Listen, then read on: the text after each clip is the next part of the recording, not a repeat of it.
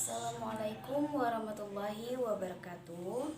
Perkenalkan, nama saya Lailatul Kurnia dengan NIM D1B02171 dari kelas I Program Studi Agribisnis Fakultas Pertanian Universitas Jambi.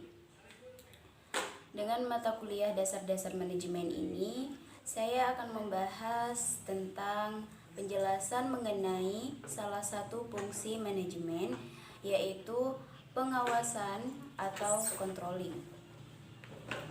Baik, saya di sini membahas dengan pokok bahasan yang pertama, pengertian pengawasan, dan yang kedua, syarat-syarat pengawasan, yang ketiga, bentuk-bentuk pengawasan, dan yang terakhir, manfaat pengawasan.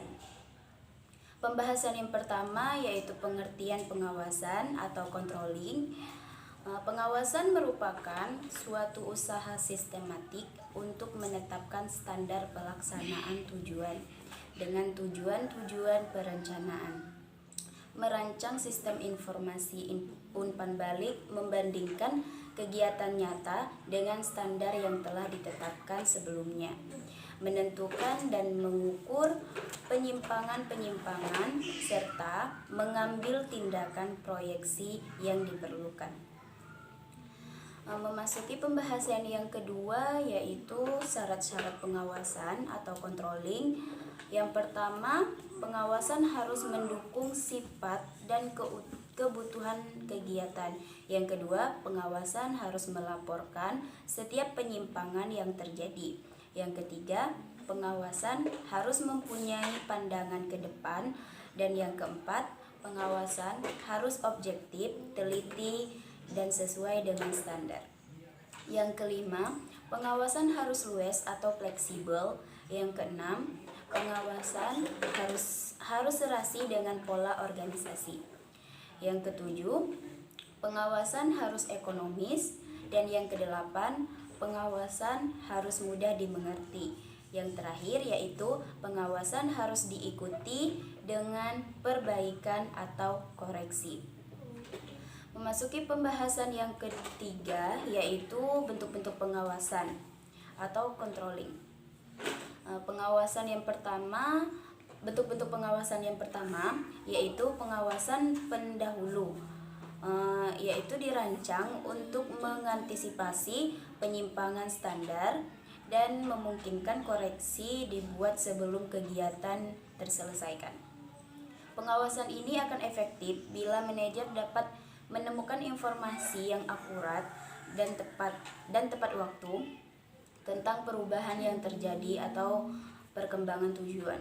Yang kedua, pengawasan konkuren, yaitu pengawasan iya, tidak, atau pengawasan yang terjadi ketika pelaksanaan berlangsung, di mana suatu aspek harus memenuhi syarat yang ditentukan sebelum kegiatan dilakukan, guna untuk menjamin ketepatan pelaksanaan kegiatan.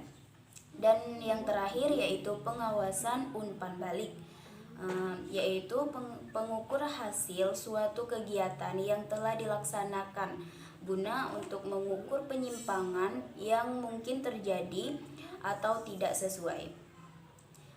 Pembahasan yang keempat yaitu manfaat pengawasan atau controlling.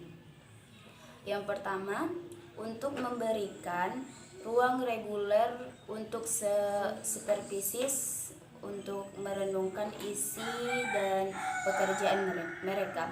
Yang kedua, untuk mengembangkan pemahaman dan keterampilan dalam bekerja.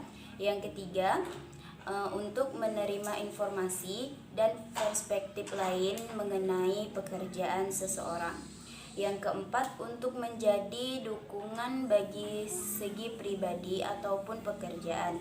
Yang kelima, untuk memastikan bahwa sebagai pribadi dan sebagai orang pekerja tidak ditinggalkan, tidak perlu membawa kesulitan, masalah, dan proyeksi saja. Yang keenam, untuk memiliki ruang untuk mengeksplorasi dan mengekspresikan distres restimulation pribadi, transferensi atau transferensi yang mungkin dibawa oleh pekerjaan. Yang ketujuh, untuk merencanakan dan memanfaatkan sumber daya pribadi dan profesional yang lebih baik. Yang kedelapan, untuk menjadi proaktif bukan reaktif, ya, dan yang terakhir untuk memastikan kualitas pekerjaan.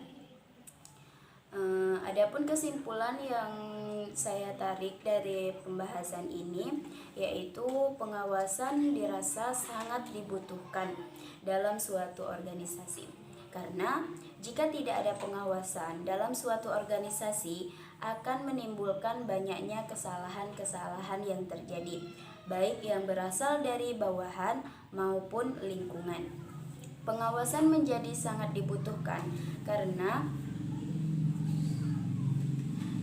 dapat membangun suatu komunikasi yang baik antara pemimpin organisasi dengan anggota organisasi, serta pengawasan dapat memicu terjadinya tindak pengoreksian yang tepat dalam merumuskan suatu masalah. Pengawasan lebih baik dilakukan secara langsung oleh pemimpin organisasi, disebabkan perlu adanya hak dan wewenang ketegasan seorang pemimpin dalam suatu organisasi.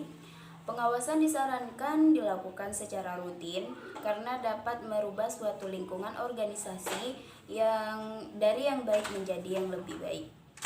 Sekian sedikit pembahasan dari saya tentang materi ini. Adapun penyampaian atau kata-kata yang salah, saya mohon maaf dengan sebesar-besarnya. Dan saya akhiri, wassalamualaikum warahmatullahi wabarakatuh.